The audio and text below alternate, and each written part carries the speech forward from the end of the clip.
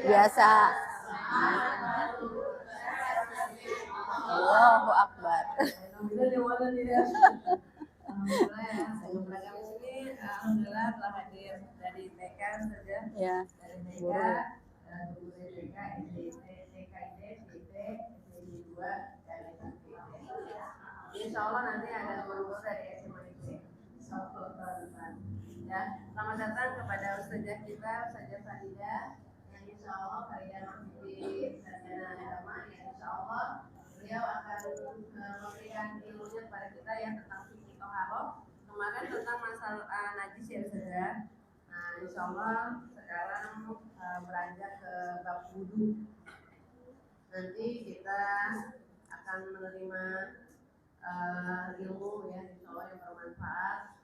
Nanti kan ada teman-teman yang udah pernah umroh ya ustazah, terus yang akan umroh. Insya Allah bagaimana tata cara wudunya di ketika kita ibadah umroh ya kan, terus dan lain-lainnya ketika kita di perjalanan yang hanya sebotol segini gelas. Nah itu mungkin nanti bisa kita tanyakan kepada ustazah ya.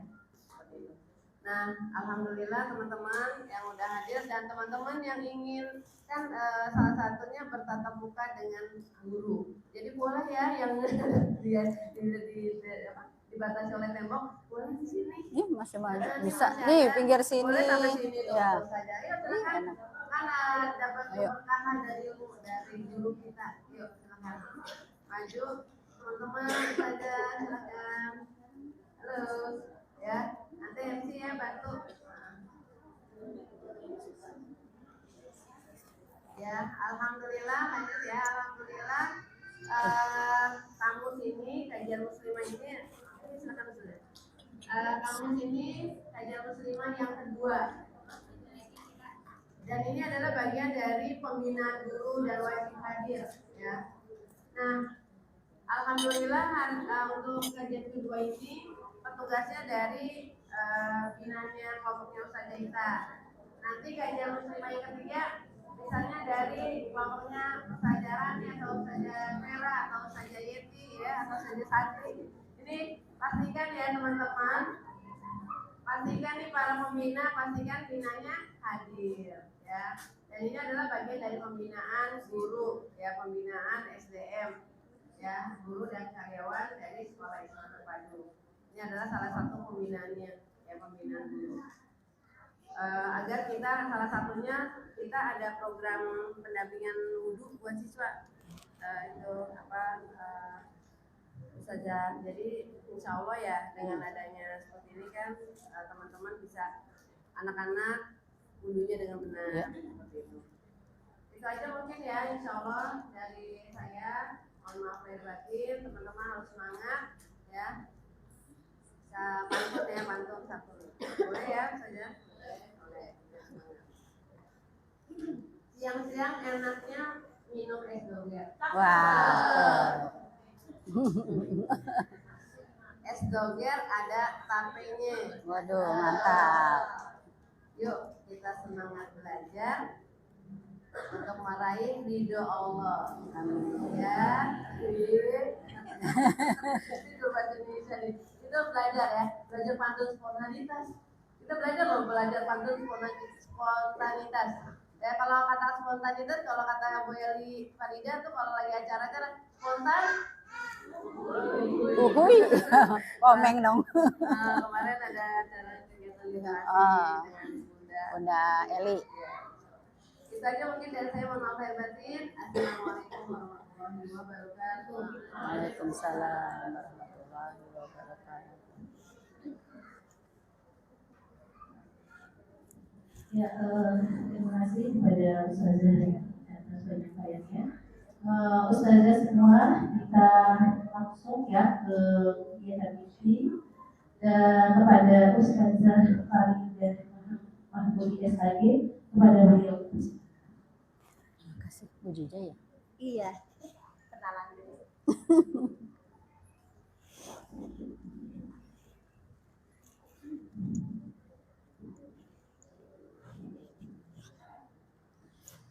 Bismillahirrahmanirrahim. Assalamualaikum warahmatullahi wabarakatuh. Alhamdulillahilladzi arsala rasulahu bil huda wa dinil haqq liyuzhirahu 'alad dini kullih walau karihal musyrikun wa kafa billahi syahida. Asyhadu an la ilaha illallah wa asyhadu anna Muhammadan abduhu wa rasuluh la nabiyya ba'dah. Allahumma salli ala sayyidina Muhammad. Allahumma salli wa sallim wa barik wa ala alihi wa ashabihi wa man tabi'ahum bi ihsanin ila yaumiddin, amma ba'd. Qala Allah ta'ala fil Qur'anil Karim, a'udzu billahi minasy syaithanir rajim. Bismillahirrahmanirrahim. Innallaha yuhibbut tawwabin wa yuhibbul mutatahhirin. Wa qala Rasulullah sallallahu alaihi wasallam fi hadis syarif, man salaka tariqan yaltamisu fihi ilman sahhalallahu bihi tariqan ilal jannah.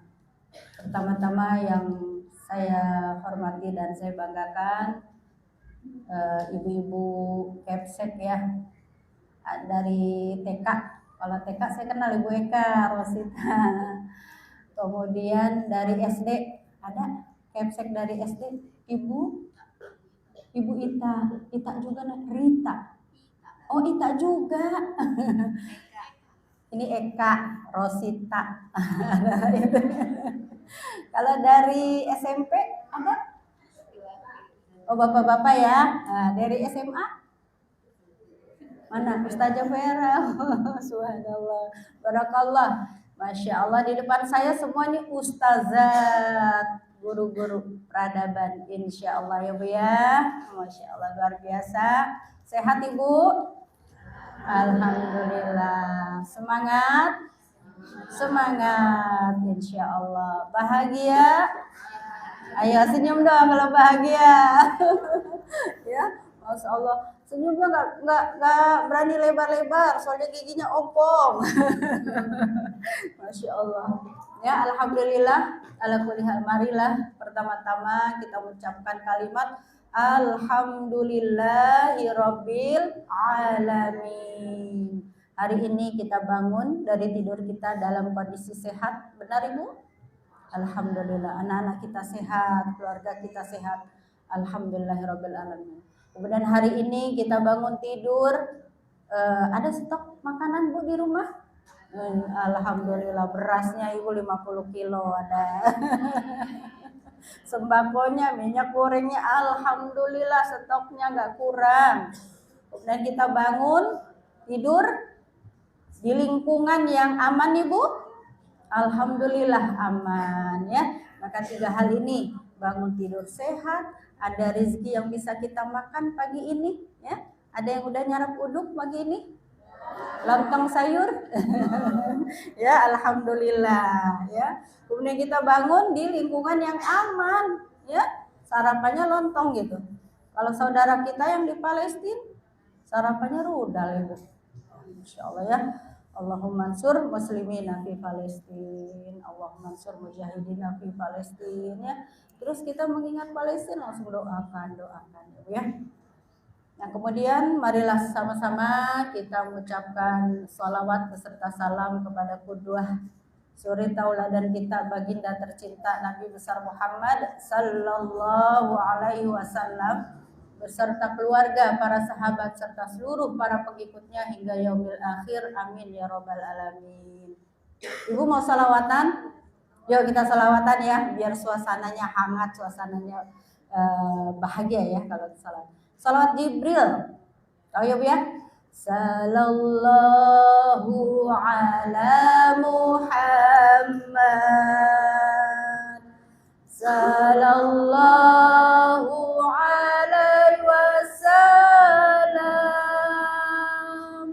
Sallallahu ala Muhammad.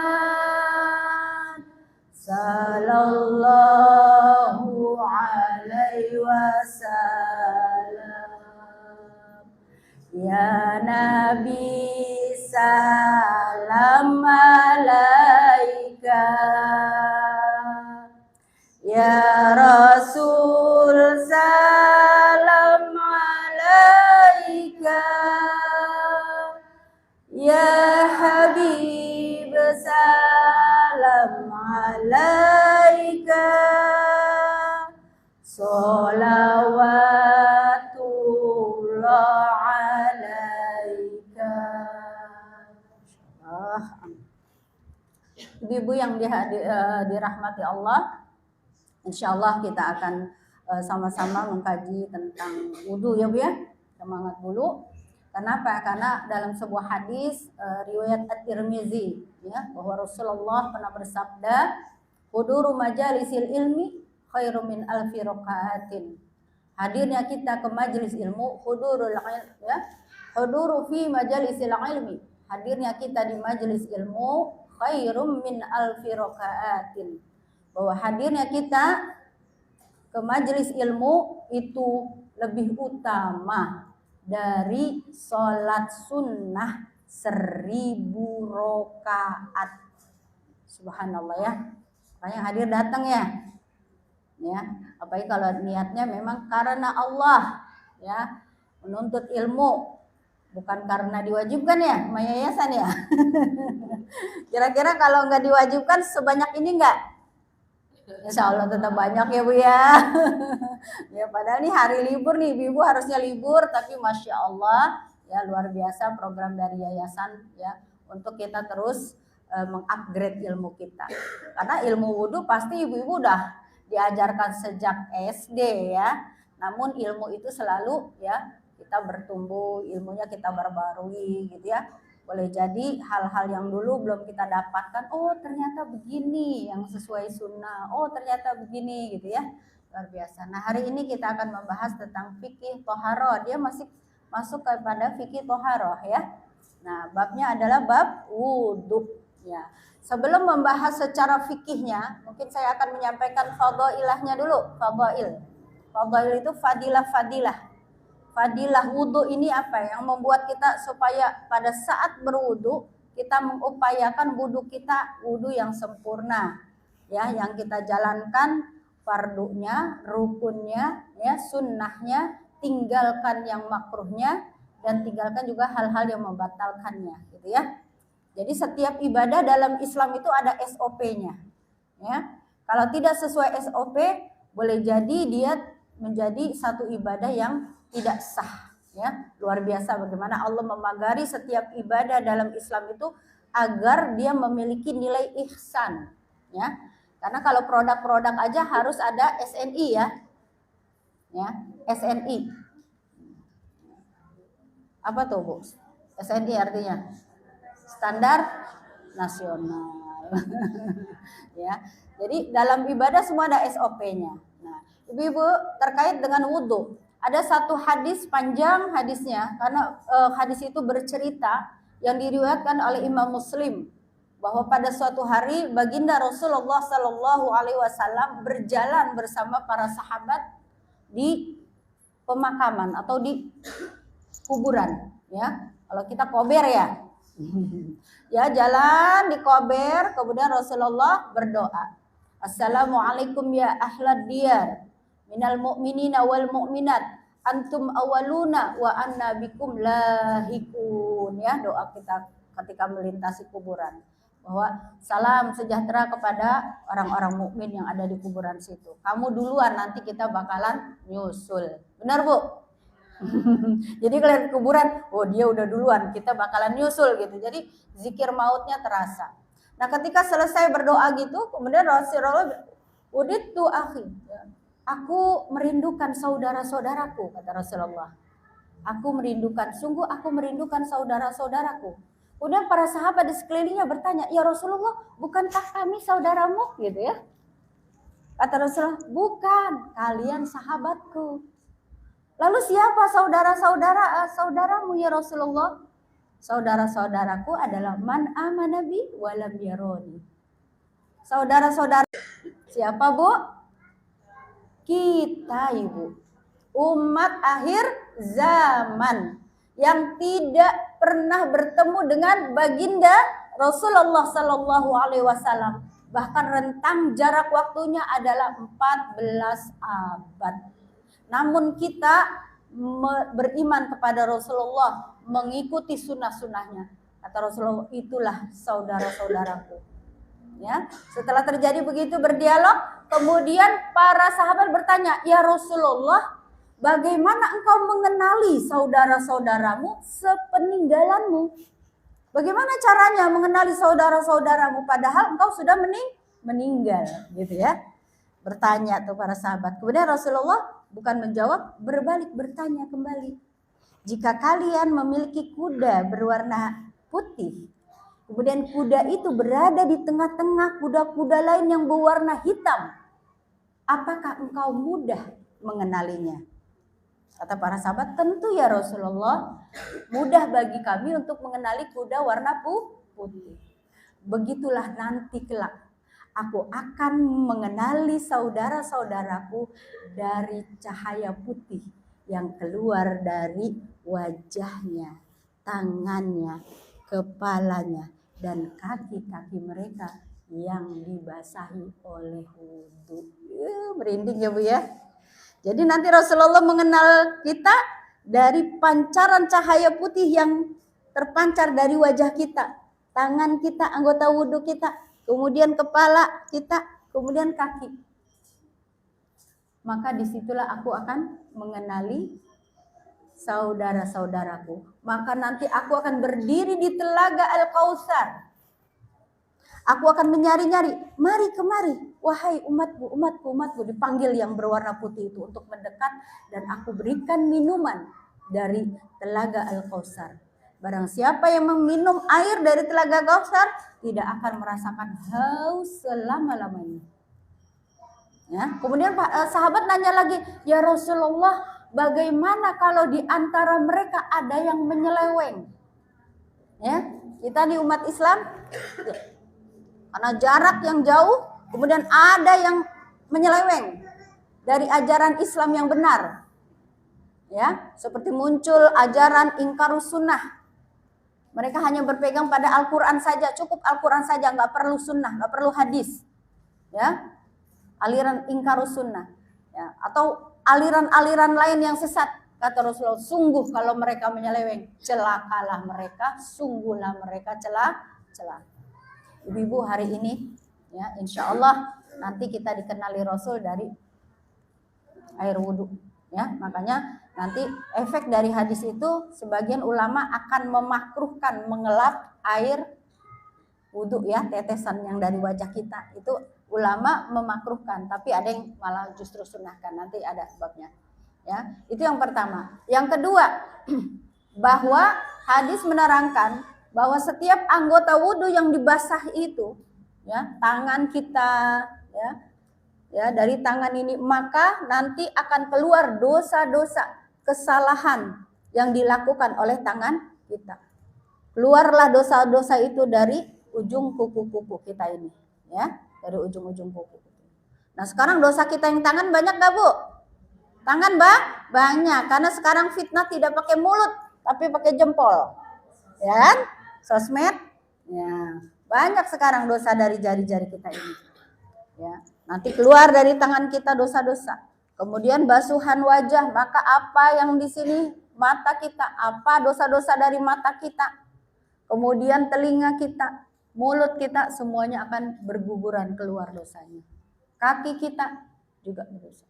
Nah itulah makanya ketika kita mengetahui fadilahnya, mengupayakan wudhu kita dengan wudhu yang sempurna. Jangan asal ya, apalagi anak-anak yang sut gitu. Wudhunya asal gitu ya, wudhu ya. Ada bagian yang belum terbasuh ya, bagian-bagian yang fardu gitu ya.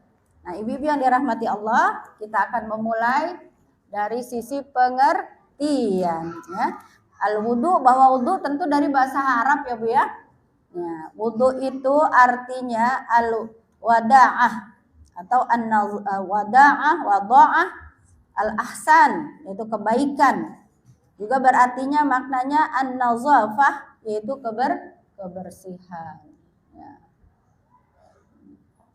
kebersihan ya. Tadi secara lafziyah, sekarang masyru'iyah, etimologi ya. Secara syariat apa sih wudu? Af'alu ya. Af'al nih. Ini kita langsung beberapa definisi banyak dari setiap imam. Saya ambilkan semuanya dari Imam Asy-Syafi'i. Kenapa? Karena mayoritas kita mazhabnya adalah Imam Asy-Syafi'i. Memang negara kita bukan negara bermazhab satu ya. Jadi pemerintah kita tidak menetapkan satu mazhab untuk Indonesia. Maka mazhab kita mayoritas memang Syafi'i. Walaupun ada saudara-saudara kita yang mengikuti mazhab Hambali Saudi. Ya, saudara kita Salafi itu mazhabnya kalau pemikiran mereka itu mereka berkiblat kepada mazhab Hambali. Boleh pakai Hambali tapi jangan nyalah-nyalahin Syafi'i. Yang parah kan ya, mereka di Indonesia kemudian mereka pakai mazhab Hambali, tentunya yang Syafi'i disalah-salahin, bid'ah. Nah ini dah parah ya, nggak boleh. Kita mayoritas, makanya semua dari definisi saya ambil definisi yang dihadirkan oleh Imam Asy-Syafi'i. Ya. Ingat Ibu, Imam Asy-Syafi'i, kita kenal Imam Asy-Syafi'i, gurunya Imam Ahmad. Ya, Imam Ahmad. Nah, kedua imam besar ini ternyata gurunya adalah, salah satu gurunya adalah seorang wanita. Namanya Sayyidah Nafisah. Ibu luar biasa. Sayyidah Nafisah wanita yang sangat cerdas, sampai ulama-ulama besar itu berguru pada beliau. Imam Asy-Syafi'i berguru dengan Sayyidah Nafisah. Kemudian Imam Ahmad gurunya juga berguru kepada Sayyidah Nafisah. Sampai-sampai Imam Asy-Syafi'i berwasiat kepada murid-muridnya, wahai murid-muridku, kelak jika aku meninggal, kata Imam Asy-Syafi'i, kelak aku meninggal, maka bawalah jenazahku, angkat jenazahku, lewati ke rumah guruku Sayyidah Nafisah. Jadi minta jenazahnya diangkut ke rumah gurunya, karena aku ingin guruku menyolati dan mendoakanku. Luar biasa ya.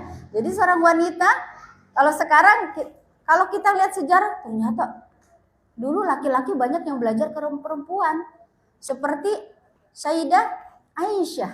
Itu ulama-ulama hadis berguru ilmu hadis kepada Aisyah. Kalau kita sekarang, saya aja kalau ngajar ada bapak-bapak malu. Padahal ternyata ulama emang bercadar ya, karena istri-istri Rasul bercadar gitu ya. Nah, jadi wanita pun dulu bahkan jadi guru-guru imam besar gitu ya, subhanallah. Nah, Imam Asy-Syafi'i apa kata beliau? Ya, bahwa wudu itu af'alul makhsusah mufattahatun binniyah aw huwa isti'malul ma'i fi a'dha'i mahsusah mufattahan binniyah.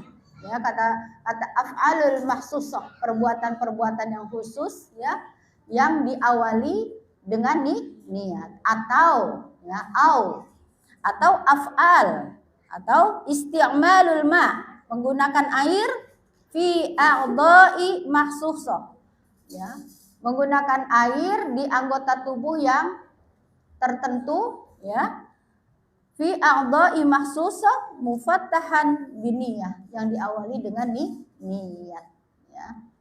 Nah, kemudian wudu ini bagian dari ibadah yang diperintahkan oleh Allah. Itu ada di surat apa Ibu? Surat Al-Maidah ayat 6. Kita baca ya sama-sama. A'udzubillahi minasyaitonirrajim. Bismillahirrahmanirrahim. Ya ayyuhalladzina idza qudi salati faghsilu wujuhakum wa aydikum ilal marafiq wamsahu biru'usikum wa arjulakum ila ka'bayn. Ya. Hai orang-orang yang beriman, ya. Orang-orang yang beriman, apabila kamu hendak sholat, ya, ya, faghsilu, ya, maka basuhlah, cucilah, ya. Faghsilu wujuhakum, basuhlah wajahmu. Wujuhakum wa aydiyakum, dan tangan. Yadun aydiyakum ilal marafiq, kepada sampai ke siku. Wamsahu biru'usikum, dan ya, sapulah, usaplah kepalamu ya, dan kakimu ila ka'bain, kepada kedua mata kaki. Jadi satu ibadah yang ada perintahnya di surat Al-Maidah ayat 6.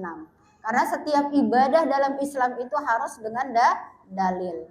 Ya, kalau tidak ada dalilnya, maka perbuatan itu dilarang untuk kita kerjakan.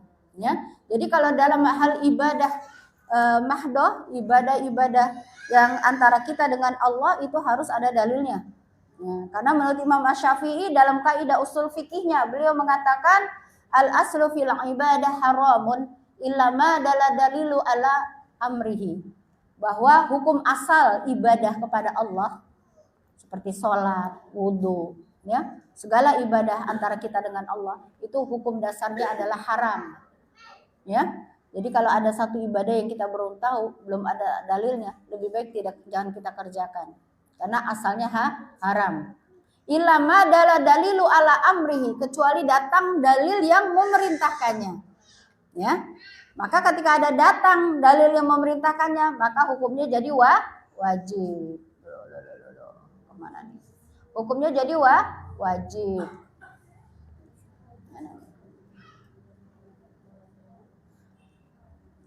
Kok nggak ini ya? Yang connect ya? Ini deh Bu. Kenapa nih baterainya? Ya, maka hukumnya jadi wajib. Kayak wudhu ini, ya. Kayak wudhu ini hukumnya jadi wajib karena ada perintahnya. Jadi kalau ada ibu dengar satu ibadah yang ini apa sih, sholat apa? Sholat rogoib. Apa tuh sholat rogoib? Oh, gitu ya. Sholat yang dikerjakan waktu Rajab, bulan Rajab, baru dengar. Nah ibu ragu, kalau ragu jangan kerjakan sampai ketemu dalilnya. Kalau nggak ketemu dalilnya berarti haram. Ya, jadi nggak boleh. Dalam ibadah-ibadah mahdoh harus ada perintahnya. Ya, nah itu yang berdasarkan Al-Quran. Lalu dalil-dalil berdasarkan hadis apa? Banyak. La tuqbalu sholata bi ghairi tahur. Tidak diterima sholat kita ya kecuali dengan berwudu, atau sholat jika tidak dengan berwudu maka dia tertolak, tidak diterima. Mala yatimmu bihi wajib wa huwal wajib. Jadi segala hal yang kalau tanpa dia maka tidak akan sempurna, maka hukumnya dia jadi wajib. Kayak wudu. Wudu dasarnya kalau enggak untuk sholat dia tidak wajib, ya kan? Tapi karena kita mau sholat maka wudu itu jadi wajib. Mala yatimmu bihi wajib wa huwa wajib. Jadi segala sesuatu yang tidak sempurna kalau tidak dikerjakan satu pekerjaannya, maka pekerjaan tersebut menjadi wajib. Jadi wudu, ketika kita mau wudu, mau sholat, maka wudu hukumnya jadi wajib. Hadis yang lain, la sholata liman la wudu alah. Tidak dianggap sholat atau tidak sah sholat seseorang apabila dia tidak berwudu. Nah ini dari dalil-dalil ini sangat jelas bahwa hukum berwudu itu bagi orang yang mau sholat menjadi wajib. Ya. Nah kita lanjut Bu. Ini kenapa ya?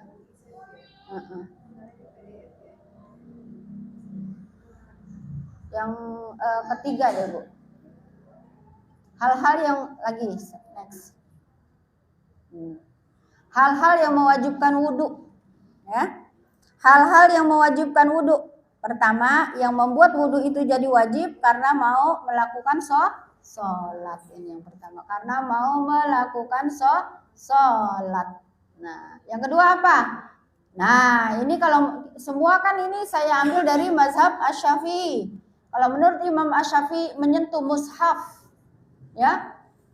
Para ulama Asy-Syafi'iyah itu berarti yang menganut mazhab Syafi'i, berpendapat bahwa tidak boleh bagi orang yang berhadas menyentuh mushaf Al-Qur'an, ya. Ibnu Hajar Al-Haytami, ya, salah satu yang bermazhab Asy-Syafi'i, juga beliau ya dalam kitabnya Minhajul Qawim menuliskan bahwa ya haram ketika seseorang ya berhadas melakukan sholat secara ijma, jelas ya. Dan hal yang sejenisnya seperti sujud tilawah, sujud syukur, khotib Jumat, sholat jenazah, tawaf, ya meskipun tawaf sunnah, terdapat dua hadis yang dalam membawa mushaf menyentuh ya kertasnya. Ya. Jadi ini kalau kita berpegang teguh dengan mazhab Asy-Syafi'i, maka memegang mushaf Al-Quran itu harus berwudu. Nah, masalahnya yang kita bawa ini Quran mushaf Al-Quran atau sudah di dalamnya tercampur dengan tafsir. Ya, banyaknya kita bawa Al-Quran sudah ada terjemahannya dan sudah ada tafsirnya. Ada footnote-nya ya, catatan kakinya. Berarti itu tidak asli mushaf. Makanya kalau yang benar-benar mushaf tanpa tulisan Indonesia, tanpa terjemahan itu wajib. Kalau menurut Imam Syafi'i wajib berwudu. Tapi yang kita bawa biasanya sudah ada terjemahannya. Ya, jadi kalau yang ada terjemahannya boleh tanpa wudu. Ya, bahkan sebagian ulama ya bahwa tawaf nih juga tawaf ya Bu ya. Maka orang kalau tawaf itu ketika batal di putaran ketiga maka dia harus berwudu ya, karena tidak boleh tawaf itu dalam kondisi berhadas ya. Nah, walaupun hadas kecil kentut gitu ya, tetap dia harus mengulang wudunya ketika dia sedang tawaf ya. Kemudian apalagi yang mewajibkan? Ya, mewajibkan yaitu khutbah Jumat bagi para imam ya, khutbah Jumat. Nah, kalau menurut pandangan Imam Maliki, nah Maliki itu di mana aja? Kalau Maliki kebanyakan di Afrika nih Bu. Sudan, ya, Sudan, Maroko ini pakai mazhab Maliki. Ya, Asy-Syafi'iyah menyampaikan Jumat, khutbah Jumat disyariatkan dalam kondisi suci dari hadas kecil. Karena kedudukan sholat Jumat merupakan bagian dari sholat Jumat. Ya, jadi bapak-bapak yang dapat tugas jadi khotib itu harus dalam kondisi berwudu, ya, karena itu bagian yang bagian dari sholat Jumat. Apa ini apa ya? Punten Bu Pera, kita lanjut. Ya. Nah, sekarang hal-hal yang disunahkan. Hal-hal yang disunahkan berwudu. Tadi yang mewajibkan apa saja coba diingat-ingat. Pertama, yang wajib wudu mau salat. Kemudian pegang mushaf. Kemudian tawaf. Kemudian khutbah Jumat. Ya. Sekarang hal-hal yang disunahkan berwudu. Ya. Yang pertama, mengulangi wudu untuk setiap sholat. Sunnah ya Bu ya? Sunnah. Tapi kalau tidak nggak apa-apa. Misalnya kita dari sholat duha ya sampai zuhur. Wih, kenceng banget ya, nggak kentut-kentut. Keren banget. Keren banget dari duha sampai zuhur nggak batal. Hukumnya boleh ya. Tapi afdolnya setiap wudu ya. Kita setiap mau sholat kita memperbaharui wudu. Ini sunnah, tidak wajib ya Bu ya. Banyak kan orang yang mungkin bisa menahan kentut, ya, dia nggak wudu, masih punya wudu gitu ya. Kemudian ketika akan tidur nih Bu, nah ini juga sebuah hal yang sunnah. Ketika kita mau tidur kita berwudu, baca doa, baca surat Al-Mulk ya Bu ya. Supaya apa Bu? Dibebaskan dari siksa kubur ya. Al-Mulk. Jadi Al-Mulk mau tidur kita baca. Insya Allah ya. Kayak siapa Bu yang meninggal habis baca Quran? Bersahak ya. Masya Allah ya, luar biasa Bu ya. Nah, kita bisa niru luar biasa amal-amalnya. Kemudian menyentuh kitab-kitab syariah. Nah ini ya. Nah, sunnah. Kita mau baca kitab apa? Riyadhus Shalihin ya, kitab-kitab hadis ya. Nah, itu sunnah juga ya. Ketika mau baca kitab-kitab syariah ya, bukan hanya Al-Qur'an, tapi kitab-kitab asy-syariah ya, karangan ulama-ulama terdahulu. Nah, sebaiknya kita berwudu. Ketika membaca Al-Quran, sunnah juga afdalnya berwudu, ya. Kemudian sebelum mandi janabah, Ibu ya. Jadi mandi janabah itu diawali dengan berwudu. Pertama membersihkan dulu kotorannya, ya.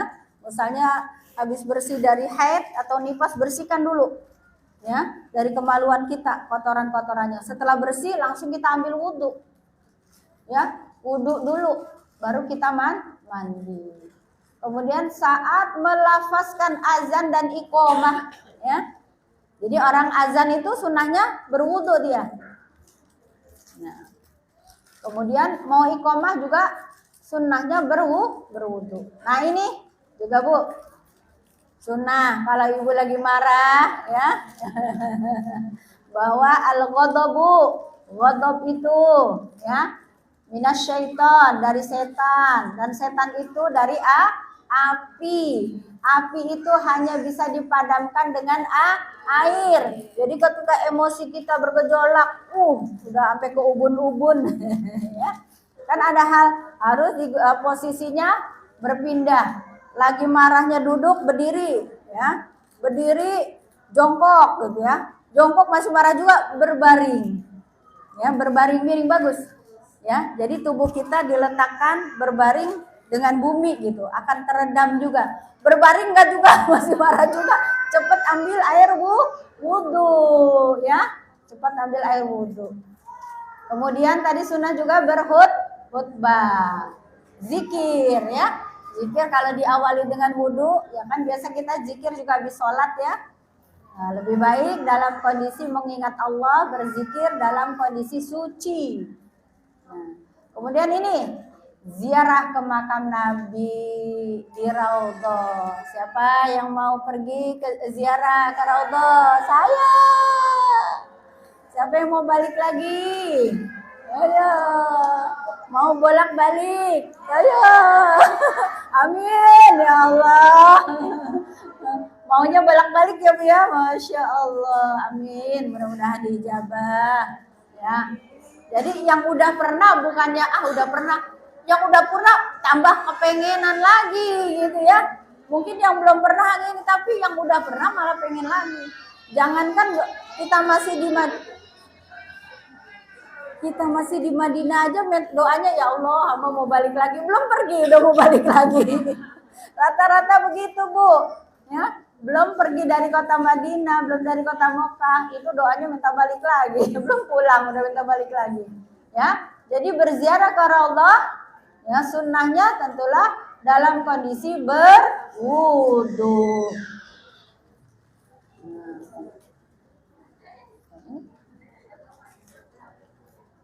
Oh, ini kayaknya agak beda nih.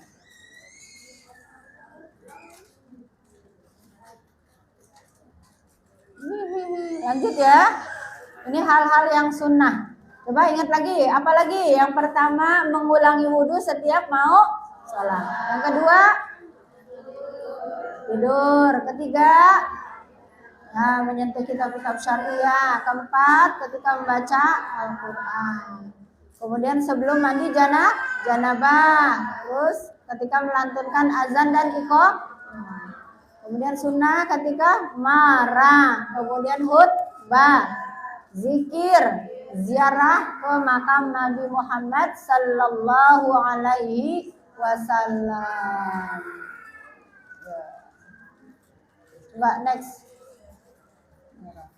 Sekarang syarat sah wudu, ya. Syarat sah wudu. Nah, kalau syarat sah berarti dia berada, ya, di luar wudunya. Syarat sah wudu. Yang pertama, ya. Yang pertama apa syarat sah wudu? Ya. Dia apa? Apa ini Bu?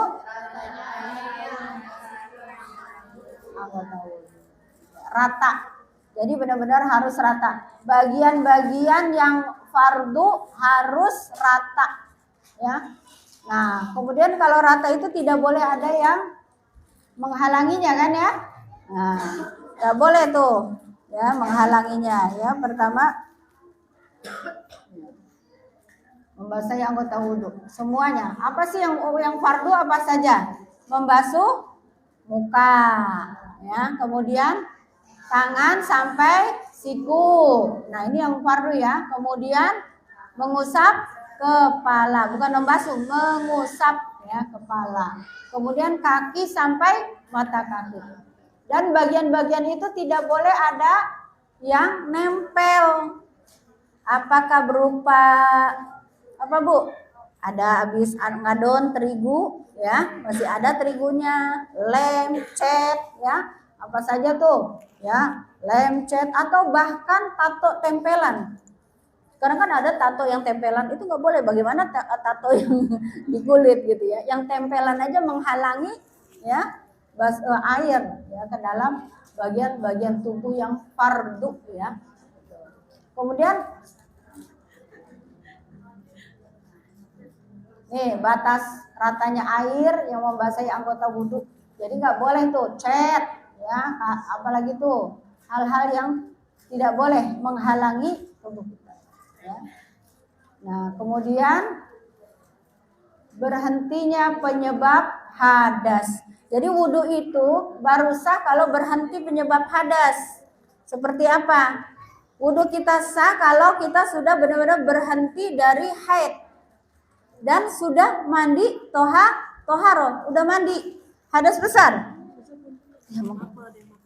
Ya, jadi sudah mandi hadas besar, baru boleh wudhunya sah. Atau nifas, sudah berhenti nifasnya dan sudah mandi besar juga, baru wudhunya sah. Kalau misalnya dia haidnya sudah terhenti tapi belum mandi hadas, maka wudhunya tidak sah. Ya, sama nifasnya sudah berhenti tapi belum mandi besar di janabah, maka wudhunya tidak sah. Atau apa? Orang wudhu pipis belum selesai udah wudhu.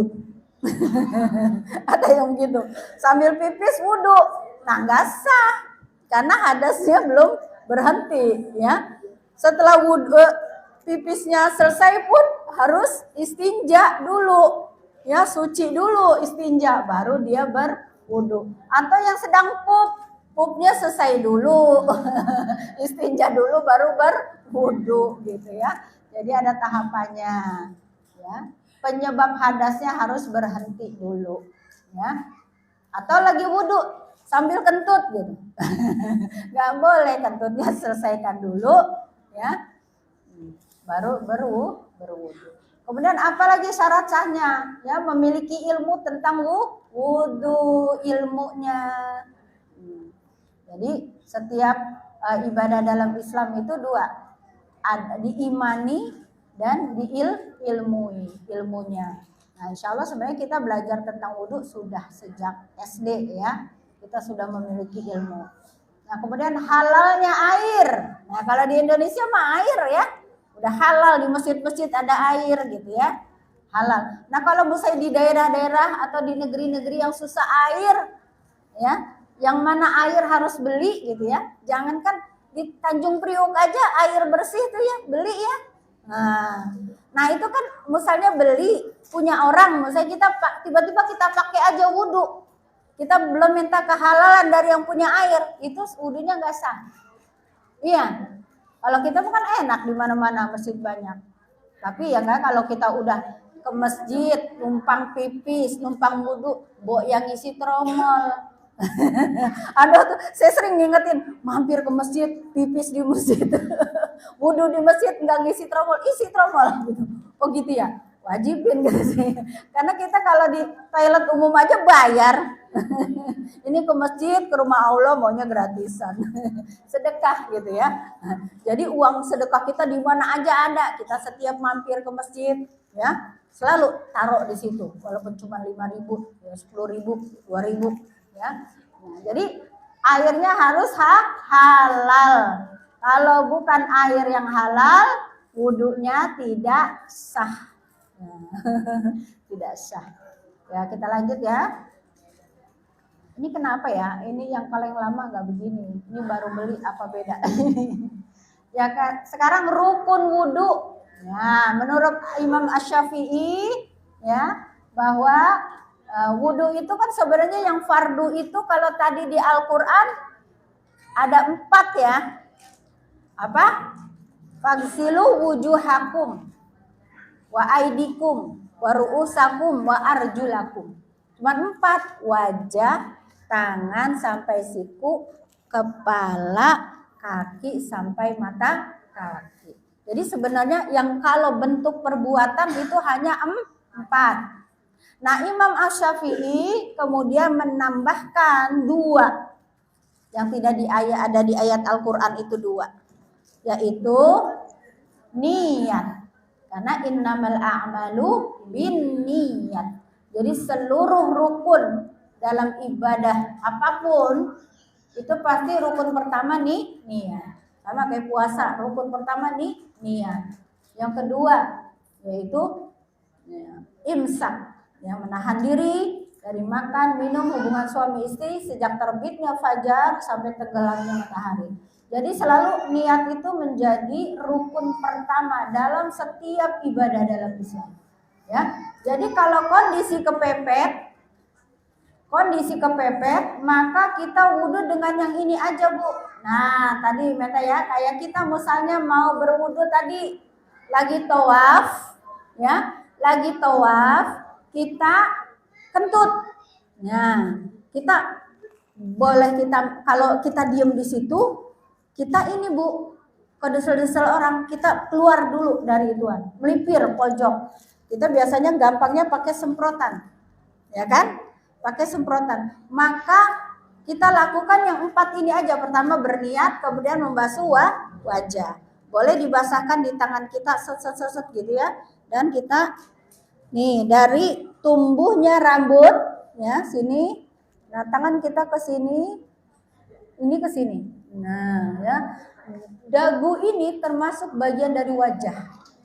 Jadi dagu ini wajah. Maka sebenarnya orang kan ada sekarang bilang bahwa dagu itu aurat. Bawah dagu itu kalau menurut Imam Asy-Syafi'i bukan aurat. Jadi dia, masa kalau kita pakai jilbab di sini gitu. Bagaimana ngomongnya susah ya. Jadi sini itu bukan aurat. Maka dia bagian yang termasuk dibasuh.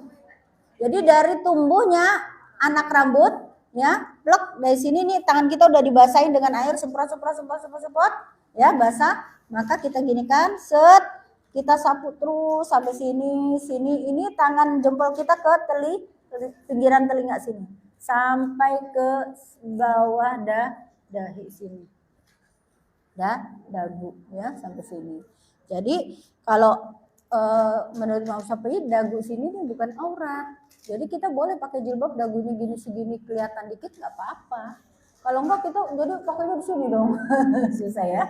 Nah, jadi tadi setelah wajah sudah tadi pakai air ini, kemudian semprotkan lagi di tangan sampai siku. Nah, boleh kalau tadi pakai semprotan, disemprot di tangan kita. Nah, dari sini ya, semua nih sela-selanya juga kita ini kan sini. Nah, cukup merotan. Satu basuhan aja. Kalau kondisi urgent, satu basuhan aja. Ya, ini nih. Nih, sini kuku-kukunya. Nah, ini satu. Nah, kita gituin ya. Yang ininya kita basahin lagi, semprot.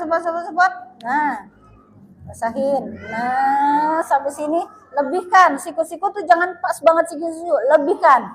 Ya. Nah, gitu ya.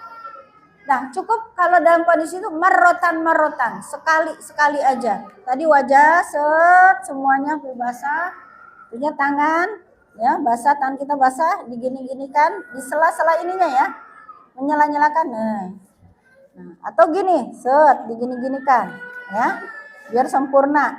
Nah, ini di sini-sinikan, digini-ginikan, Bu, sela-selanya ya. Nah, kemudian apa lagi? Mengusap kepala, semprotkan lagi. Mengusap itu bukan mengguyur ya. Jadi jangan semprotannya kita cut, enggak begitu ya. Jadi di tangan, ya, di tangan kita, tangan kanan ya, atau kita gini, Bu. Ya, menyapu tuh harus nempel gitu ya, Bu ya. Jadi harus tekan, kayak kita nyapu, sapu kan harus tekan ya, set gitu. Nah juga ini air basah kita di kepala kita giniin, plak, set. Nah ujungnya aja, misalnya kita pakai jilbab masih bisa set, set. Nah gitu ya. Tentunya kalau kondisi sempurna kan lebih bagus sampai sini, sampai belakang ya. Nah ini kan kondisi-kondisi darurat, yang penting fardunya membasahi nyapu kepala, set gitu ya. Sudah, kemudian membasuh kaki ya. Kalau pakai semprotan udah. Makanya kalau umroh pakai kaos kaki wudhu ya, nggak ribet. Jadi kita tinggal tarik ininya set ke atas, dua-duanya udah kita semprotin sambil kita basahin yang kita ratakan. Selah-selah kaki kita nih Bu, sini-sininya ya. Sini semua harus terbasahi sampai lebihkan. Jadi kalau mata kaki sini lebihkan sampai sini. Ya biar sempurna, jangan terlalu perhitungan, bener-bener mata kaki bawah ke atas kan susah, udah lebihin aja ya. Sunnah Bu dilebihkan, orang kan ada yang gitu ya. Maksudnya bener-bener mata kaki sampai yang mana ya, ini ke atasan dikit bawah, udah lebihin sampai sini gitu ya. Nah, bahkan ada yang sampai setengah betis boleh ya. Nah kemudian membasuh kaki baru tertib. Nah, tertib tentu artinya berurut-urutan. Jangan dibolak-balik ya, harus urut. Nah, niat adanya di awal. Niat itu sebagian ulama ya, termasuk Imam Syafi'i, niat itu dibacanya pada saat membasuh wajah. Jadi waktu tangan itu ada ta'awudz basmalah. Bismillahirrahmanirrahim. Ada yang pakai ta'awudz basmalah. Jadi ketika tangan basmalah. Kapan niat? Saat membasuh wajah gitu ya. Jadi niatnya itu pada saat membasuh wajah karena dia sebenarnya urutan ya. Nah, bagaimana melafazkannya? Tentu melafazkannya itu hanya sebagai taukid, sebagai penguat. Yang wajib itu yang di dalam.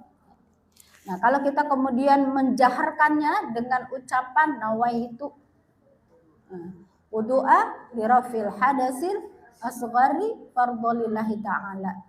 Itu hanya fungsinya untuk menguatkan apa yang ada di hati. Tanpa lafaz boleh. Yang wajib yang ada di hati kita. Memang kita niat berwudu ya. Nah, itu tertib. Lanjut Bu Vera, punten. Nah, rukun wudu tuh tadi ya. Rukun wudu mazhab Imam Asy-Syafi'i ya. Karena ini adalah mazhab yang paling banyak dianut di negeri kita nih ya. Nah, niat itu bagian dari rukun wudhu. Dan tadi ya, membasuh wajah sama. Kemudian membasuh kedua tangan hingga siku ya. Nah, lanjut lagi.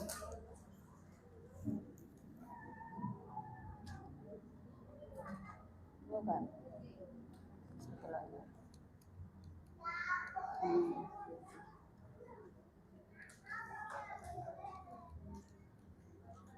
Bisa ya?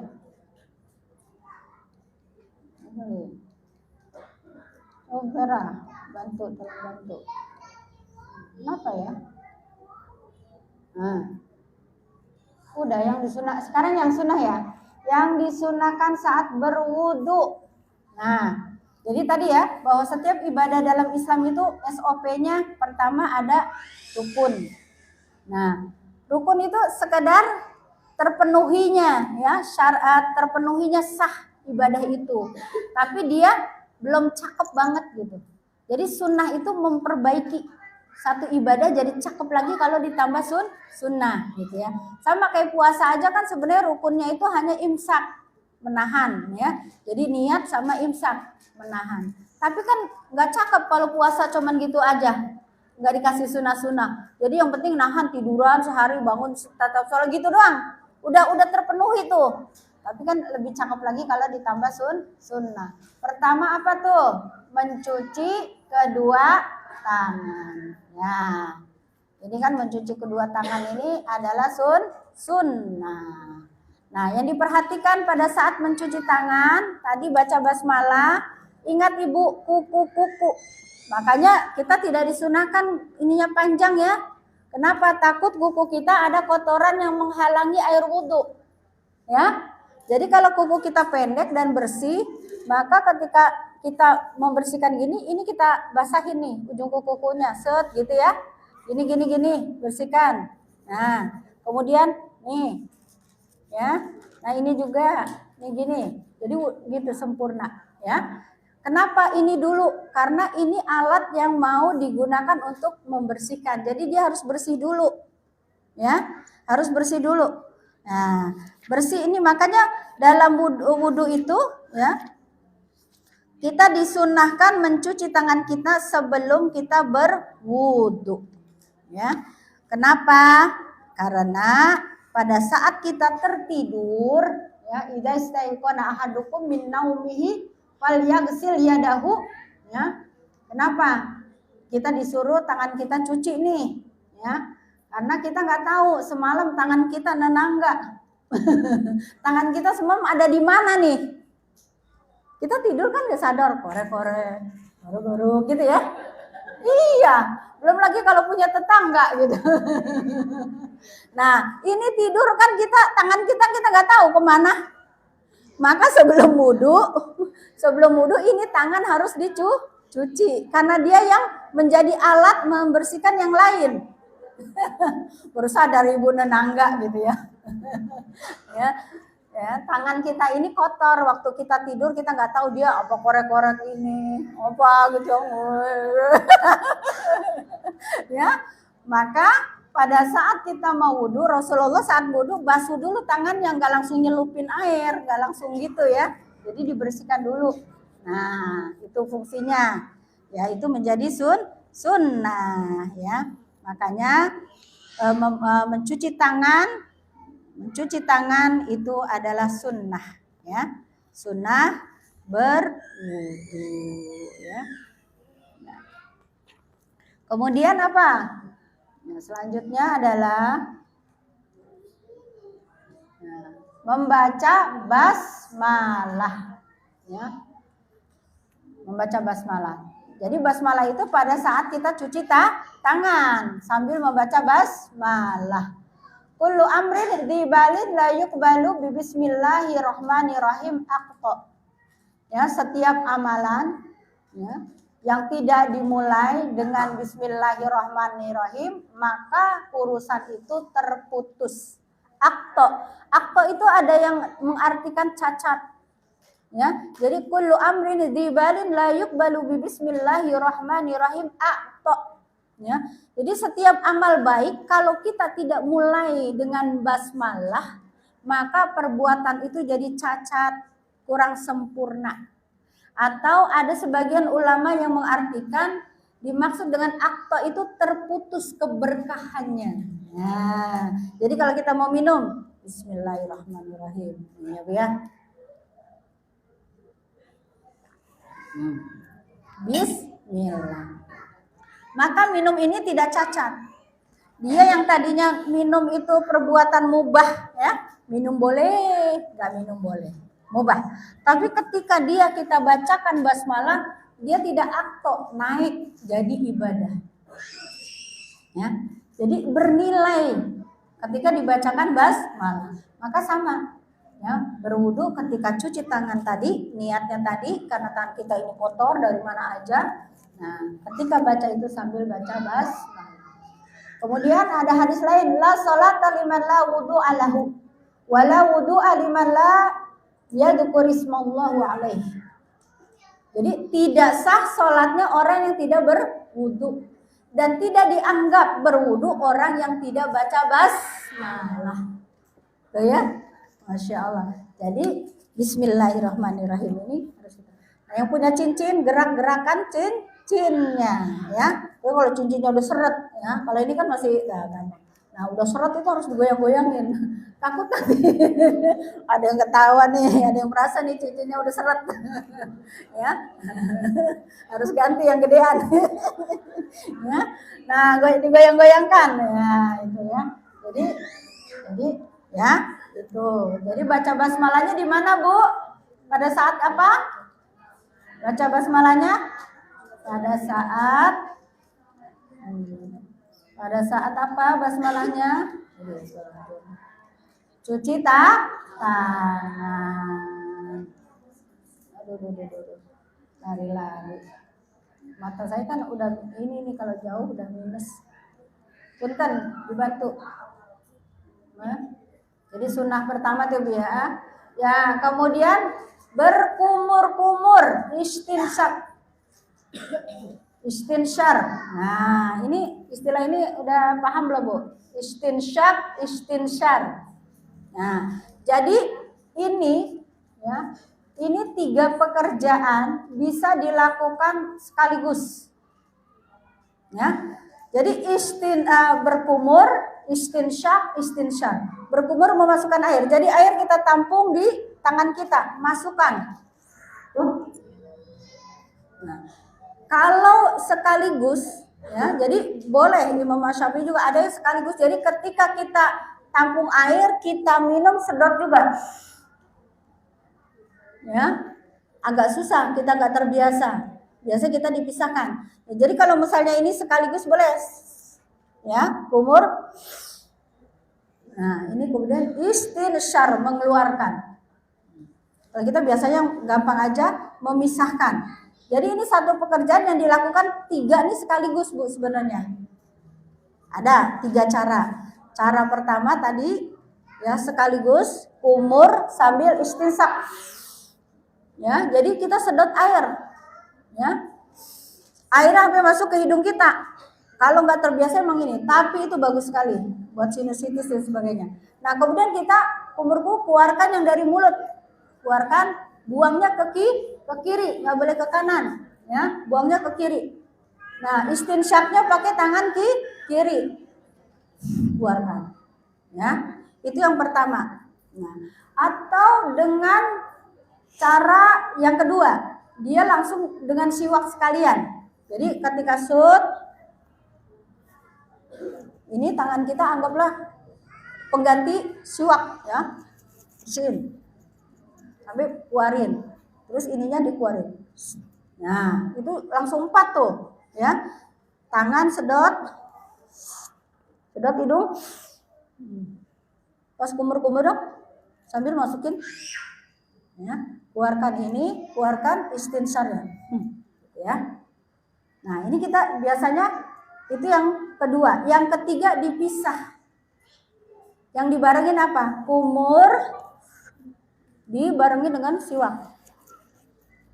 3 kali set. Lagi set. Nah, istinsarnya dipisah. Jadi istinsyar itu air tampung, sedot, Bu. Jadi harus disedot, Bu, bukan tul. Nah, banyaknya begitu wudu asal ditutul. Ibu ya. Banyak kan ditutul doang. Enggak, dia istinsyak. Jadi air yang ditampung itu kita sedot, Bu. Nah, lebih bagus sedotnya tangan kanan. Sampai masuk set, berasa emang sakit, tapi enak. Itu semua kotoran keluar, Bu. Terusnya tangan kiri kita istinsar. Keluarin semua. Itu, Bu, kotoran-kotoran semua keluar, Bu. Dan orang yang kayak gitu insya Allah jarang kena flu. Iya, jarang kena flu. Karena sama virus-virus, kuman-kuman yang di sini keluar. Coba kita praktekkan, Bu, ya. Yang pisah aja ya, kalau gabung kan susah. Tangan kita gini, Bu, tampung. Ya. Kemudian sedot dulu ya, kita yang kumur ya, tampung, sedot.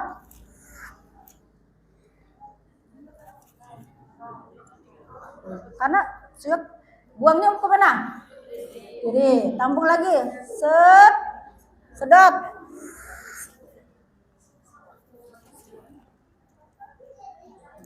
Nah lagi, tampung, sedot.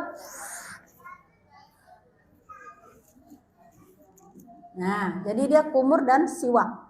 Kemudian istinsyak, tambah air. Nah, sedot nih, tangan kanan ya, Bu, ya, kalau mau dipisahkan tangan kanan. Sedot, Bu. Tapi berasa, Bu, set gitu. Emang plung gitu ya. Tapi biasakan, bagus. Lagi sedot. Keluarkan. Nah, keluarkannya gini. Itu, Bu, kotoran keluar, Bu. Keluar. Nah, lagi sedot lagi, set. Oke, ya, set. Nah, enak plong sini bersih Bu ya. Nah, itu. Jadi dan tadi ya, jadi umurnya kita gabung dengan siwak. Karena sebagian ulama ya mengatakan bahwa siwak ini jadi kayak sunnah muakkadah. Kenapa? Karena Rasulullah pernah nih karena apa? Untuk menyempurnakan mungkin ada yang nyangkol ya, nyangkol habis makan tadi cabai apa ya, ya disempurnakan atau gigi-gigi geraham udah pada bolong-bolong ya, belum keluar dengan itu dengan kumur, maka di siwak gitu dengan begitu akan sempurna keluarnya ya. Jadi sunnahnya dia sunnah muakkadah. Maka dari sekarang biasakan setelah kumur-kumur sambil kumur-kumur kita bersiwak ya. Seperti itu. Nah, istinsyak sedot, tarik, keluar, sedot, nah, keluar itu.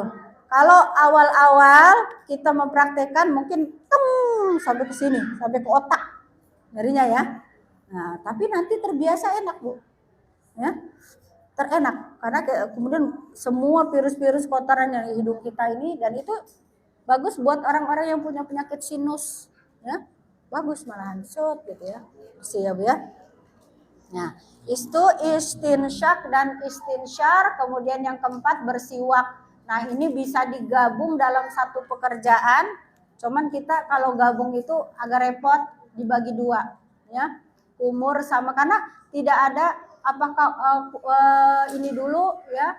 Jadi ini boleh misalnya kalau digabung istinsyak dulu apa mengeluarkan kumur, itu boleh-boleh aja, nggak ada harus itu dulu gitu, enggak ya. Jadi ketika kita ini membagi menjadi dua, maka kita gabung kumur-kumur dengan siwak, sedangkan istinsyar dengan istinsyak dengan istinsyar. Paling mudah untuk kita kerjakan. Atau kalau yang emang udah terbiasa, di beberapa negara udah terbiasa kayak gitu, maka udah terbiasa dia jedot ke mulut dan ke hidung sekaligus, kumur-kumur gini-gini perut, terusnya ininya keluarkan, itu dalam 4 pekerjaan dikerjakan sekaligus. Boleh ya. Habis ini bisa dipahamin ya Bu ya. Lanjut.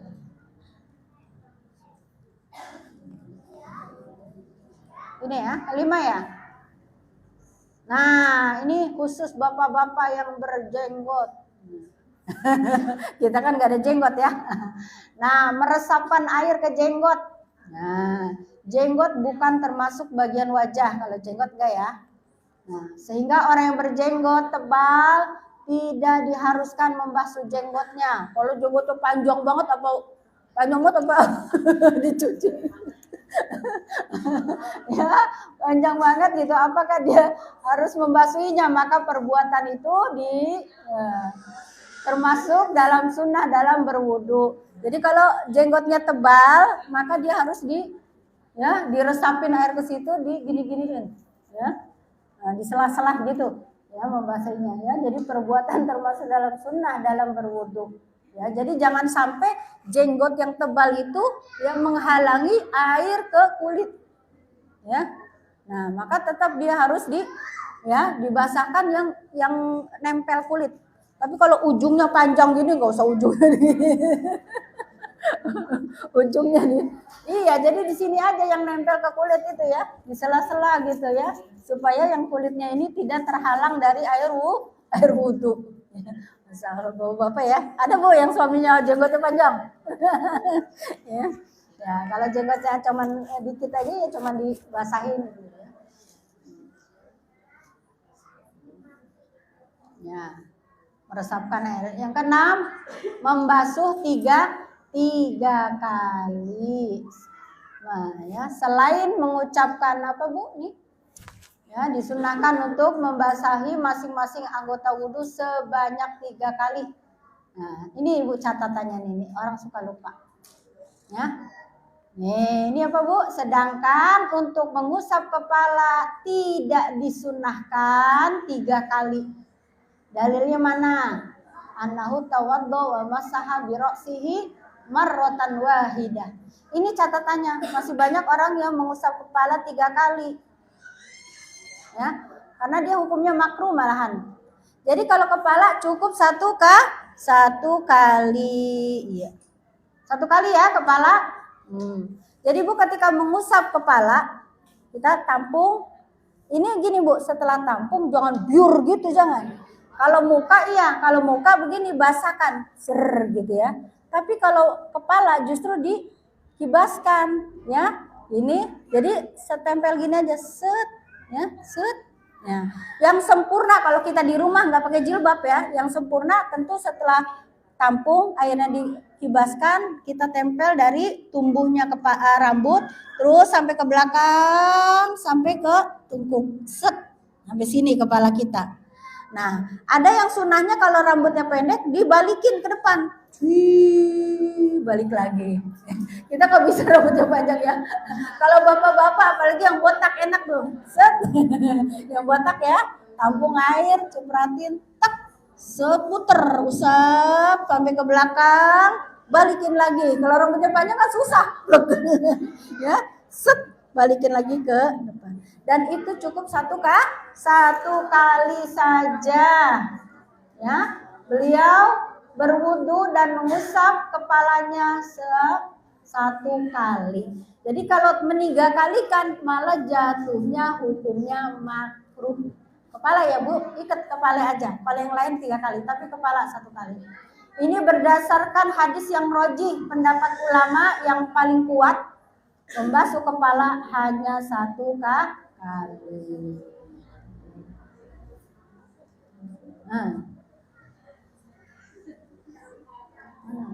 Mana tuh lari-lari dah. Lanjut. Coba punten. Mana tadi? Nah, ini ya. Nah, ini disunahkan. Nah, ini tidak disunahkan. Ini saya bahwa kan kita suka diajarin ya.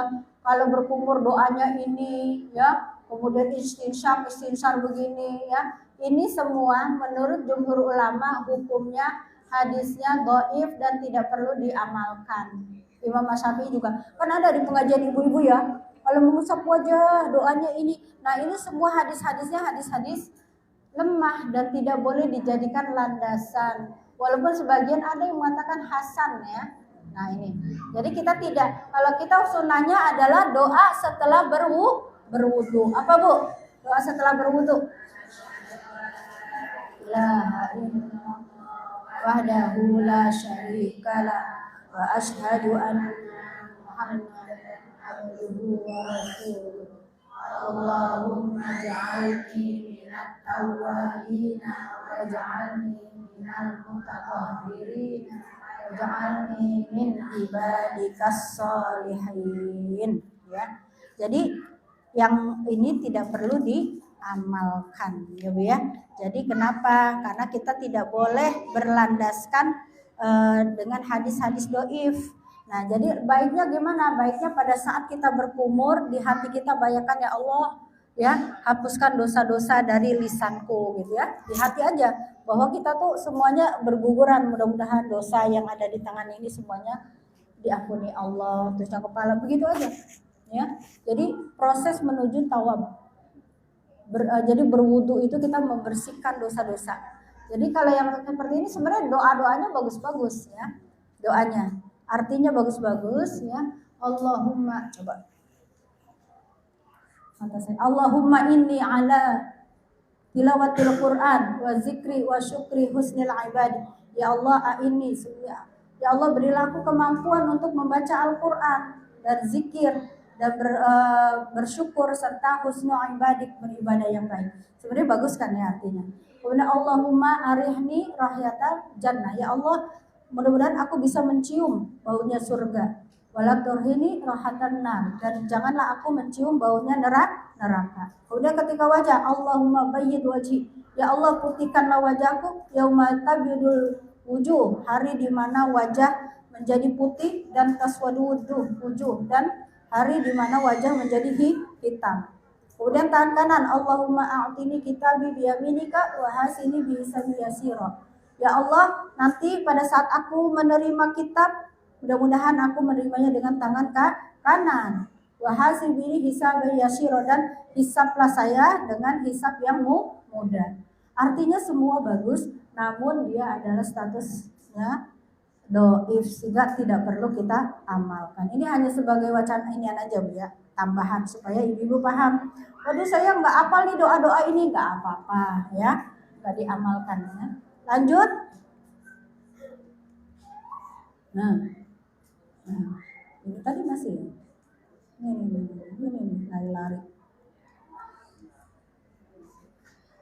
Nah, membasuh seluruh kepala, membasuh kedua telinga ya. Kepala tadi sudah, kemudian kedua telinga. Nah, telinga ini ada yang mengartikan telinga dengan kepala itu satu. Jadi begini set dengan basuhan yang sama langsung lari ke telinga. Tapi ada hadis juga bahwa Rasulullah membasuh telinga dengan air yang baru, bukan bekas usapan kepala. Kalau Imam Al-Maliki itu jadi basuhan tangan yang kepala set sampai ke belakang begini, terusnya langsung ke telinga satu kali. Tapi boleh mengusap kepala tadi satu kali, kemudian membasuh telinga, ya. Dia kan bukan wudu ya, bukan rukun wudu, melainkan sunnah. Masukkan nih tangan ini, masukkan ke lubang, ya. Kemudian diputar dari bawah, tarik ke atas, masukkan lagi, set, nah gitu ya. Nah itu membasuh telinga. Kemudian yang ke-10, apa Bu? Udah dikit lagi waktunya. Mana yang ke-10? Tadi ya, membasuh kepala seluruhnya. Kemudian yang terakhir berdoa, tadi doa itu ya. Nah ini mendahulukan kanan, bagian dari sunnah ya. Semua mendahulukan kanan. Apa tahtil? Apa tuh tahtil? Ausi udu'a wa tahli baina ashabi. Ratakan wudu, basahi sela-sela jari dengan air tadi. Kemudian baiknya wudu menghadap kiblat. Yang ke-13 memanjangkan ghurrah dan tahjil. Nah, ghurrah itu artinya ketika membasuh wajah sedikit dilebihkan dari minimal tadi ya. Tumbuhnya ini lebihkan ya, ini lebihkan. Tadi wajah lebihkan ke dagu, ya melebihkan. Yang dibangkitkan dengan wajah yang terang benderang di hari kiamat. Dan melebihkan air dalam basuhan anggota wudu. Nah, bahwa wudunya itu dilebihkan, siku dilebihkan. Ya, tadi juga mata kaki dilebihkan. Itu namanya ghurrah dan tahjil. Nah, lanjut. Terakhir. Nah, coba. Salat sunnah sesudah wudu. Ma min ahadin yatawaddo wa yuhsinul wudu'a yusalli raka'ataini ya yusbitu bi qalbihi wa wajhihi alaihi ma illa wajabat lahul jannah. Tidaklah seorang yang berwudu setelah berwudu mengerjakan ya wudunya dengan baik sempurna, kemudian mengerjakan salat 2 rakaat dengan ikhlas dan tenang karena Allah, kecuali ia mendapatkan surga. Ini siapa Bu yang mendapatkan ini? Bilal bin Rabah. Sehingga ketika Rasulullah Isra Mi'raj, terompahnya sudah terdengar di surga. Kemudian Rasulullah jadi penasaran, amal apa nih yang dilakukan oleh Bilal? Padahal Rasul aja nggak menjalankan itu terus-menerus. Ternyata Bilal selalu dawam wudu, ya kentut langsung wudu. Tapi setelah wudu dia sholat 2 rakaat. Maka wajabat jannah, benar Allah wajibkan masuk surga, ya luar biasa. Ibu, waktunya sudah selesai sampai di sini. Ini baru sampai sunnah ya. Jadi kalau belajar fikih memang nggak bisa cepet-cepet ya, karena harus detail. Makanya saya juga udah mikir ini tapi pasti 2 kali pertemuan. Nanti yang makruhnya belum dan membatalkan ya belumnya. Sampai di sini insya Allah sudah bisa dipahami Bu ya. Sampai sunnah, nanti makruhnya belum ya. Jadi makruh yang harus ditinggalkan, sunnah kita upayakan, kita kerjakan, sehingga insya Allah wudhu kita jadi sempurna, fardunya sama sunnahnya ya. Nanti kita tinggal bahas makruh dan yang membatalkannya. Sampai di sini mohon maaf apabila ada kekurangan dan khilafan. Astaghfirullahalazim li wa lakum wa lisairil muslimin wal muslimat. Fastaghfirhu fa innahu huwa ghafurur rahim. Wabillahi taufiq wal hidayah. Wassalamu alaikum warahmatullahi wabarakatuh.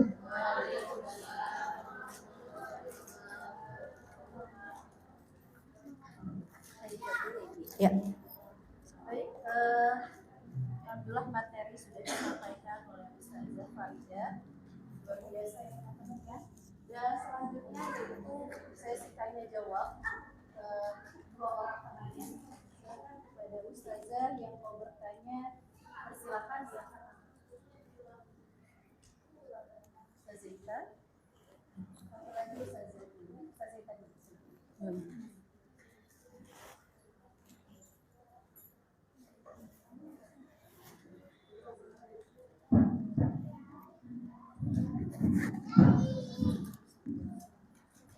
Assalamualaikum warahmatullahi wabarakatuh. Waalaikumsalam.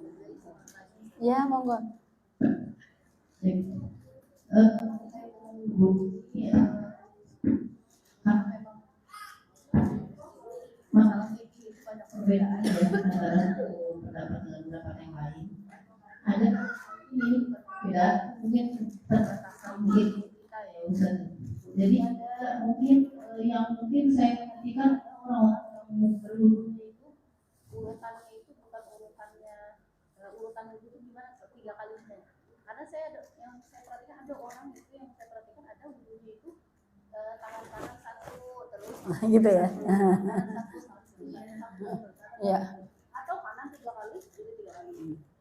Selanjutnya ini juga ini apa namanya saya juga bingung ya. Jadi ada saya itu biasa mengamalkan wudu itu rambutnya 1 kali. Ya. Seperti ini ya. Bukan rambut ya, sebenarnya kepala. Kepala. Yang kepala kan kalau nggak ada yang punya rambut tetap harus disapu. Kalau rambut yang botak nggak ngusap. 1 kali. Tapi di satu tempat saya kebetulan ada orang lain, maksudnya ustadz yang lain mengatakan ya kalau 3 semua gitu. Akhirnya itu ya soalnya selama ini saya cuma satu. Ya, betul ya. Itu seperti apa kan kita akan beda pendapat. Nah.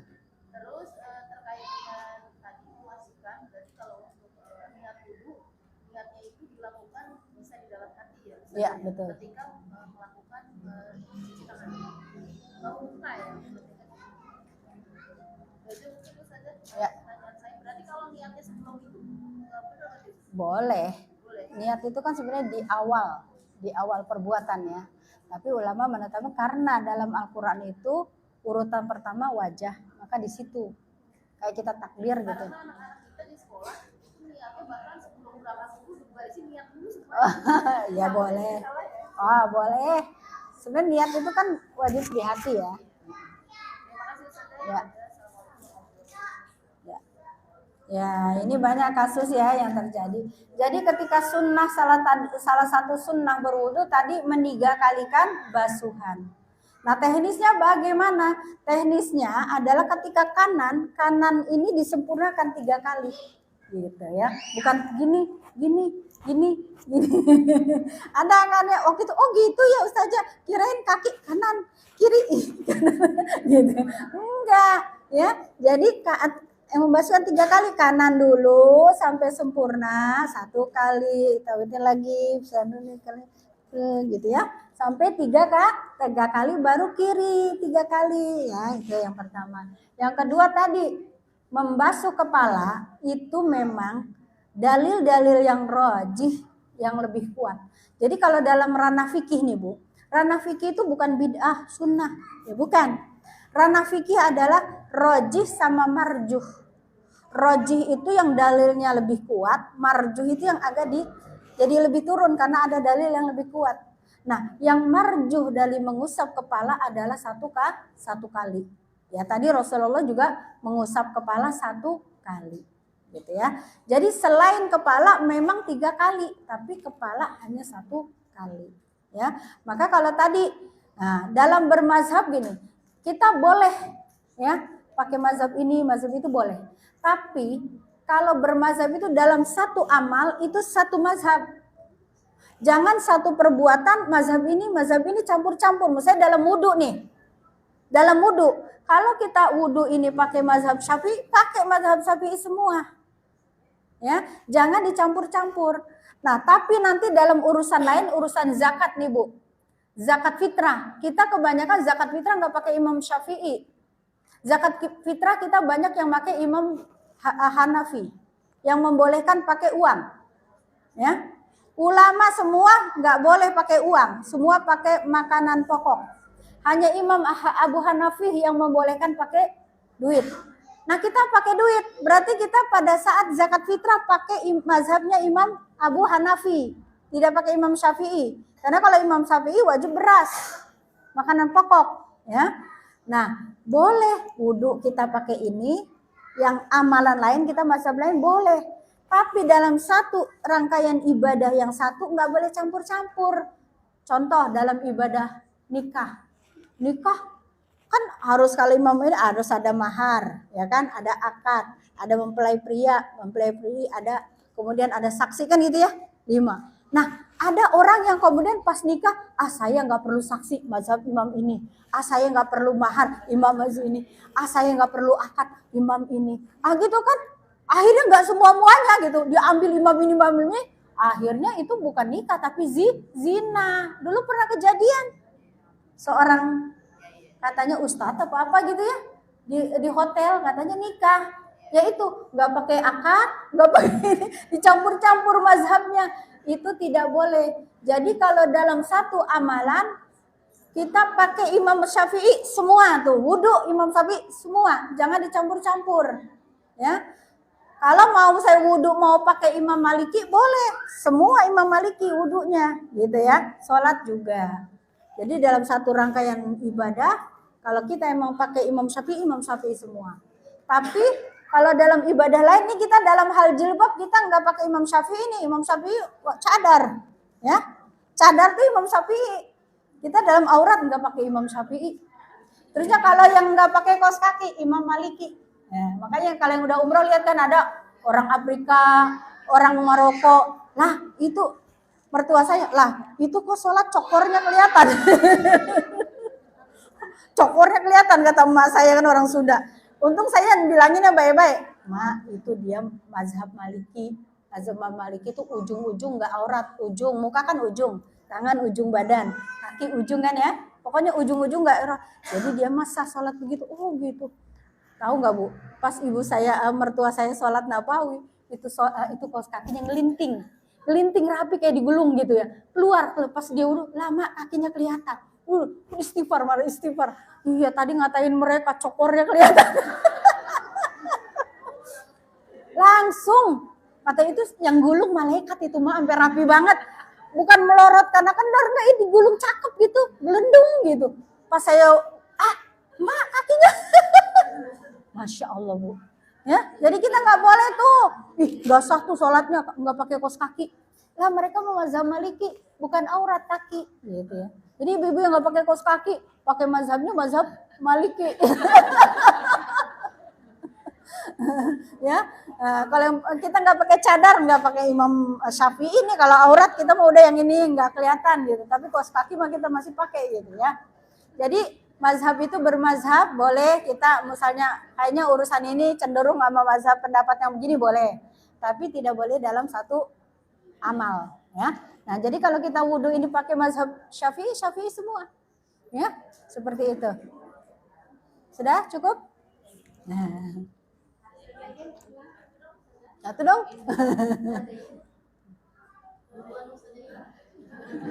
Sweet dah.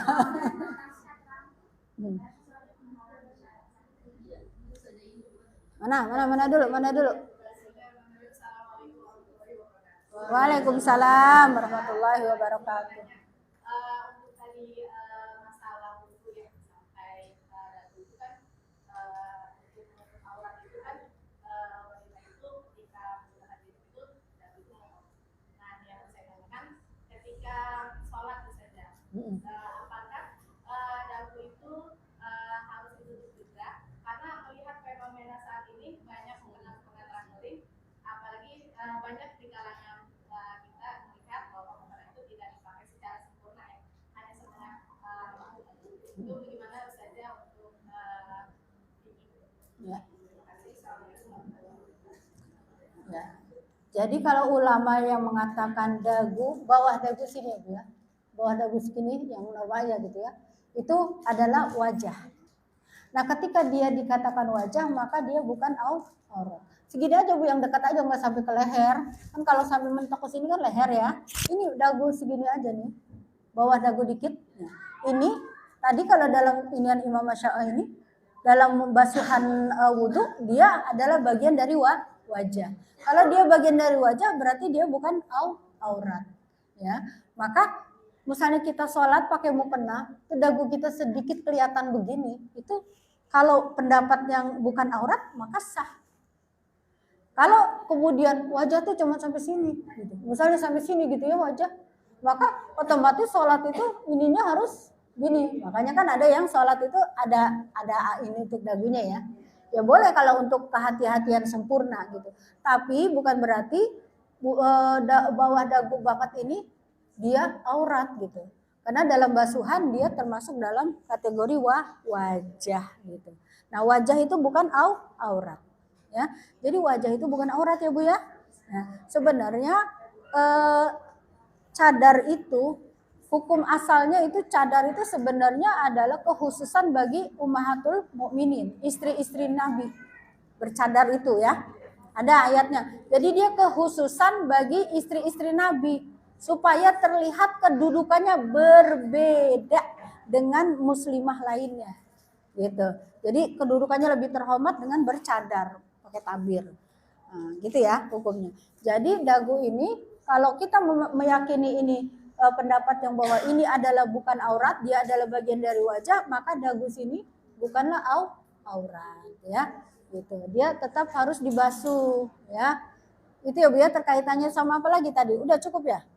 Cuman ini aja kan tadi.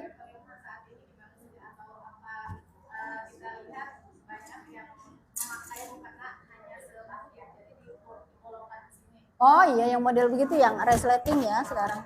Nah kalau misalnya jilbabnya sempurna menutup aurat, ya nggak apa-apa, ya nggak apa-apa. Indonesia Bu termasuk yang paling rapi masalah aurat. Orang Arab ya sholatnya ya Allah itu kadang cuma begitu doang, ugel-ugel gitu ya. Ya Allah kita nggak, karena kita terbiasa rapi ya. Alhamdulillah Indonesia tuh lebih rapi kalau urusan sholat ya, auratnya tuh tertutup rapi. Nah jadi selama dia jilbabnya nutup aurat ya, maka boleh aja tuh yang model bolong gitu ya. Sekarang kan modelnya resleting, jadi diberakin gitu ya, dibuka gitu. Kayak gitu sah, ya sah sholat seperti itu ya. Bahkan kalau yang di sana gitu ya, kalau di Arab itu pakai gitu-gitu ya selama tertutup lehernya ya, maka itu udah termasuk yang sah sholatnya. Jadi kita boleh ya. Dulu kan kita bilang sholat kalau nggak pakai mukena nggak sah gitu. Terasa aneh orang yang sholat nggak pakai mukena. Padahal mukena itu adalah budaya Indonesia dan Malaysia. Tapi sekarang kita juga yang umroh jarang pada pakai mukena. Sekarang pakai jilbab gini aja rapi. Paling tangannya biar sempurna kita pakai sarung tangan yang gitu ya. Paling begitu. Ya Bu ya, cukup Bu. Jadi sah ya kalau ada yang pakai itu selama rambutnya tertutup ya, auratnya dengan sempurna. Sah. Udah cukup. Tadi satu lagi siapa yang, oh iya, monggo.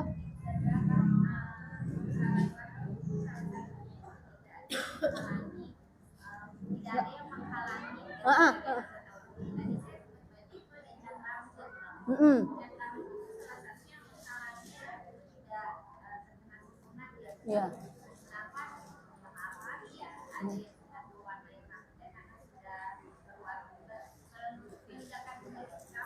Ya, masuk ke dunia putih. Cat rambut dulu, balik ke hukum cat rambut kalau hitam nggak boleh ya. Nah, misalnya mau pakai warna jagung, ya, coklat gitu. Selama bahan-bahannya adalah bahan-bahan alami kayak inai, kayak pacar, dia itu nyerep. Ya kayak pacar dengan kutek beda ya. Kutek itu melapisi kuku, tapi kalau pacar dia nyerap ke dalam kuku. Maka orang yang pakai kutek itu terhalang wudunya, tapi orang yang pakai pacar tidak. Nah rambut juga begitu. Kalau dia menggunakan zat kimia yang melapisi tiap helaian tangan, maka otomatis dia tidak termasuk ya, belum mandi janabahnya ya. Kalau kita lari ke situ berarti banyak dong ininya ya. Kalau pakai yang kimiawi yang terlapisi. Tapi kalau yang pakai alami herbal ya, kemiri atau apa ya, kan sekarang herbal, dia nyerap di rambut. maka kalau nyerap itu dia tidak terhalangi. Makanya ketika mau cat rambut tanya yang ini yang bahan alami. Ya, kalau nggak bahan alami otomatis dia melapisi. Kalau alami dia nyerap. Kalau nyerap berarti dia masuk ke rambut ya. Sama masuk ke kuku-kuku ini. Kan beda kan orang yang pakai pacar tuh nyerap ke kukunya. Jadi seperti itu ya hukumnya. Jadi kalau mau cat tadi udah banyak uban, pakai catnya jangan warna hitam, Bu, ya. Boleh silver. Atau ini, Bu, pirang-pirang. Jadi Bu Cherry, boleh dicat sendiri. Bu Cherry, boleh dicat sendiri. Boleh, yang penting dia bahannya alami. Boleh, Bu. Cukup ya? Udah semua ya?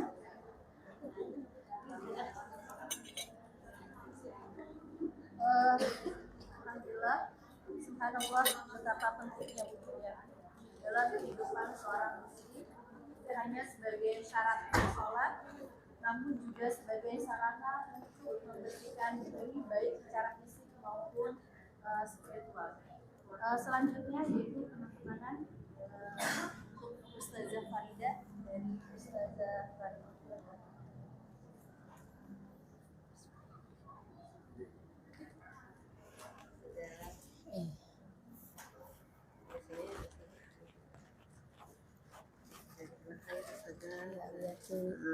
ilmunya berkah bersama saja untuk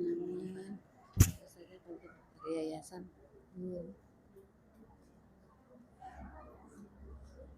Dari yayasan terima kasih banyak. Jazakumullah khairan katsiran, ya berkah buat saya. Ini saja doanya nih insya Allah nanti bisa berlanjut. Sekali lagi saja.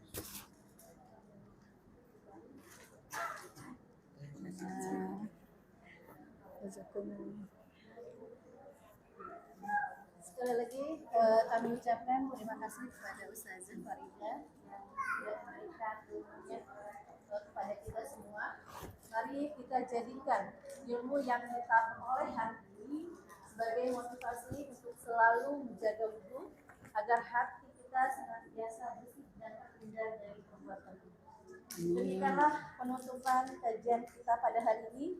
Semoga kita bertemu kembali dengan kajian-kajian berikutnya dan akan ditutup oleh doa oleh Ustazah Dede. Kepada beliau dipersilakan.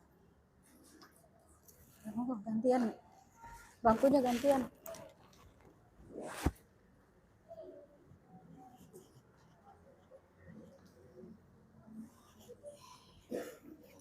Saya ambil ya.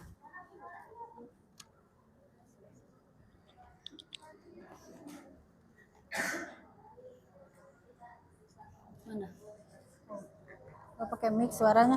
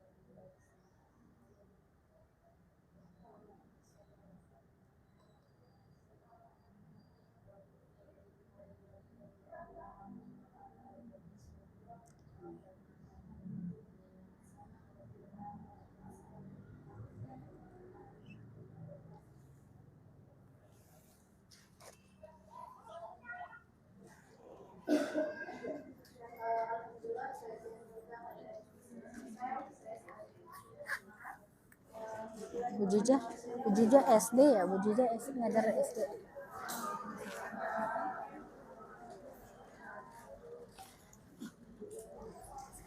Bu Vera, kalau Alif mah udah ada ini, ada unit bisnisnya apa di yayasan ini? Apa Bu? Unit bisnisnya. Unit bisnis. Maksudnya biar jadi kan kalau sekolahan punya bisnis itu kan lebih ini. Belum ada ya, level belum ada level itu